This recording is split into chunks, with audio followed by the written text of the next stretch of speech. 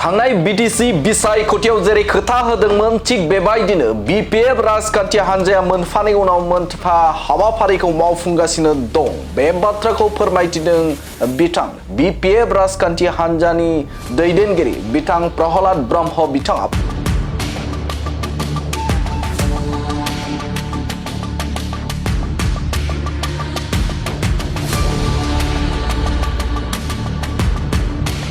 प्रहलाद ब्रह्म बिथांनिफ्राय रोखा बाथ्रा रायजो राजाफोरनि गेजेराव जेरै खोथा होदोंमोन थिग बेबायदिनो बीपीएफ राजखान्थि हान्जाया मोनफानि उनाव मोनफा मावगासिनो दं। बिसायख'थि समाव मोनबा गेरेन्टिनि थाखाय एबा मोनबा गेरेन्टि लाना रायजो राजाफोरनि गेजेराव थांदोंमोन आरो थिग बेबायदिनो बे समाव बीपीएफ राजखान्थि हान्जानि बानजायनायाव बे समाव मोनबा गेरेन्टिखौ रायजो राजाफोरनि गेजेराव होफुंनो थाखाय जोङो आखायाव लाबाय आरो थिग बेबायदिनो बे समाव हानि मोनथायनि थाखाय एबा लेन्ड पाट्टा राननायनि थाखाय रायजो राजाफोरनि गेजेराव खोथा होदोंमोन आरो बेखौ जों मावफुंबाय आरो लाइमोनफोरनो अनसुंथाइ होनायनि हाबाफारिखौबो जोङो बे समाव मावफुंबाय। थिग बेबायदिनो मोनबा गेरेन्टिखौ खोथा होनायखौ जोङो खोथा बायदि मावफुंबाय होननानै बाथ्रा बुंथिदों बिथां प्रहलाद ब्रह्म बिथाङा। प्रहलाद ब्रह्म बिथांनिफ्राय रोखा बाथ्रा बे समाव बिसायख'थि समाव बीपीएफ राजखान्थि हान्जाया जेरै खोथा होदोंमोन थिग बेबायदिनो बे समाव मावफुंगासिनो दं होननानै फोरमायथिदों बिथां प्रहलाद ब्रह्म बिथाङा। जोङो थांनाय बीटीसी बिसायख'थियाव रायजो राजाफोरनि जे बाथ्राफोरखौ खोथा होबोदों बेखौ जों दिनै आखरे आखरे मावफुंलांगासिनो दङ।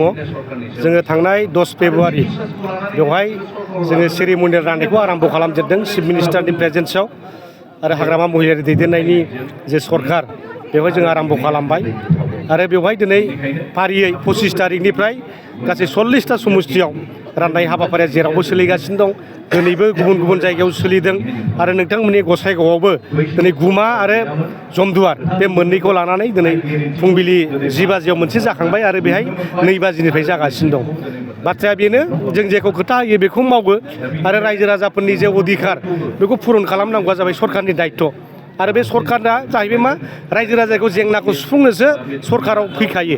दा ओंखायनो जेरै खोथा ओरै खामानि मावनाय रायजो राजाफोरनो हानि पाट्टा होदों खोथा होबोदोंमोन दिनै होनाय जागोन। बेवहाय जोङो सेंग्रा सिख्लाफोरनो बेखार मानसिफोरनो जोङो राङारि अनसुंथाइ होगोन होननानै बुंदोंमोन। आगोलाव फिगारखौ बुङाखैमोन जों रायज्लायनानै थिग खालामदों 2 लाख होनाय जाथों आरो बिदिनो सेल्फ हेल्प ग्रुपआवबो हिनजावफोरनो जों बेसेबां होनाय जागोन खोथा बुंबोआखै खिन्थु जोङो दा जोंनि रांनि अनजिमाखौ नायनानै 15,000 प्रथमबार होग्रोन आरो उनावहाय बारायलांबाय थानोसै। दिनै बेबादिनो नोंथांमोननि बे जमदुवार समस्थियाव 833टा सेल्फ हेल्प ग्रुपनो जोङो बे सेल्फ हेल्प ग्रुपनो दिनै बे अनसुंथाइखौ होनाय जागोन बा राननाय जासिगोन आरो IBS 1250टा 10,000 कुरिया 1250 जन जाय मानसिया दुखियाफोर सोरबा फिथा सावगाय मानाय दखान बारि होनानै जानाय बिसोरबादि मानसिनो होनाय जागोन।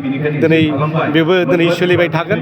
दिनै बेबादिनो मोनबा गेरेन्टि हानि पाट्टाखौ लानानै सेल्फ हेल्प ग्रुप इयुथ्सफोरनि सिनियर सिटिजेन आरो नैबे बिकलांगफोरनि गासै बे मोनबा आसनिनि दिनैहाय बेवहाय सेरिमनियेल डिस्ट्रिबिउसन दिनै बे जागासिनो दं आरो उनाव गोबांथार आसनि जों लाबोबावगोन जेखौ खालामोबा जोंनि रायजो राजाफोरा लाब जायो।